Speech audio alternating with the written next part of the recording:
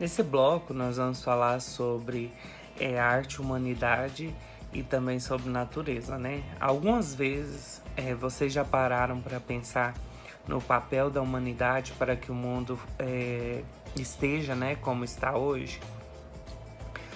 Desde quando, né, as primeiras pinturas nas paredes das cavernas, os primeiros potes feitos de barro para guardar água e também alimentos, as primeiras peles de animais foram utilizadas como vestimenta, o desenvolvimento da agricultura e das construções para servir de abrigo.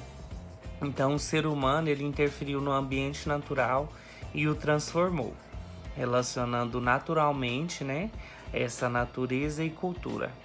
A arte é parte da cultura humana e os artistas eles interferem na natureza e a usam como matéria-prima para suas criações. Além disso, alguns artistas também refletem em suas obras sobre a sua relação com o mundo, a sua relação com a ecologia, com a sustentabilidade, com as pessoas, com a identidade. A pintura e o desenho anterior, eles foram feitos por um artista e um arquiteto austríaco, que ele viveu no século XX, chamado Friedrich Unterwasch. Ele foi um indivíduo muito peculiar, né, com ideias inovadoras aplicadas tanto em suas obras como em sua vida. Ele atuou em muitas áreas como a pintura, a gravura, tapeçaria, cerâmica, arquitetura, e em várias de suas obras ele mistura técnicas diferentes, o que é chamado de técnica mista.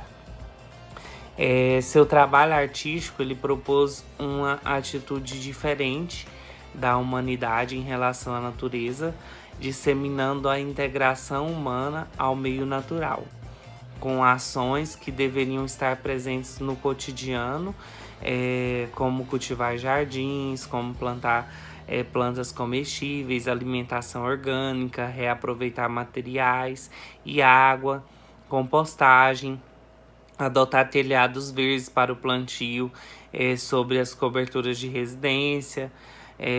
Então, o desenho, como você pode ver aí anteriormente, ele traz uma teoria dele de que a existência humana acontece em 5 camadas: a pele, as roupas, a casa, a sociedade e o planeta, que ele chamou de 5 peles. A primeira seria a camada natural, a pele, a epiderme. É o nome da camada mais exterior da pele, né? Representando, né, individualmente do ser humano e seu corpo físico. A segunda camada, ela é simbolizada pelas roupas, reflexo da nossa personalidade. E a terceira pele é a casa, né? O espaço físico que nós habitamos, que o ser humano habita. A quarta pele, ela representa o ser humano em sociedade, em integração com o seu meio social e também natural. A quinta pele é o planeta, a Terra, e diz respeito à relação com o ambiente de forma geral, numa ideia de que a humanidade é parte da natureza e não do seu dono. Nessa segunda obra do artista, ele fez um desenho em espiral, né? Essa espiral, ela simbolizava os ciclos da vida, do nascimento, a morte, retornando ao ambiente.